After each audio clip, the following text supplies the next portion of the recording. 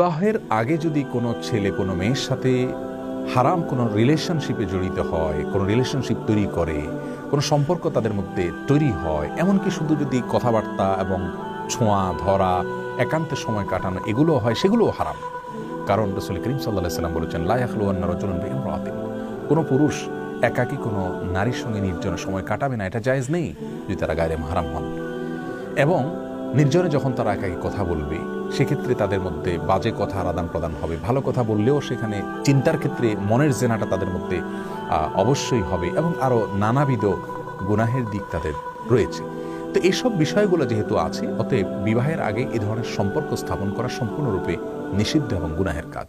এগুলো জিনা। রাসূল আকরাম সাল্লাল্লাহু আলাইহি ওয়াসাল্লাম বলেছেন, জিনাল আইন আন নাজর, চোখ দিয়ে দেখা, এটা হলো চোখের জিনা। অজেনাল ইয়াদি আল বাতশু, হাতের জেনা হলো হাত দিয়ে ধরা।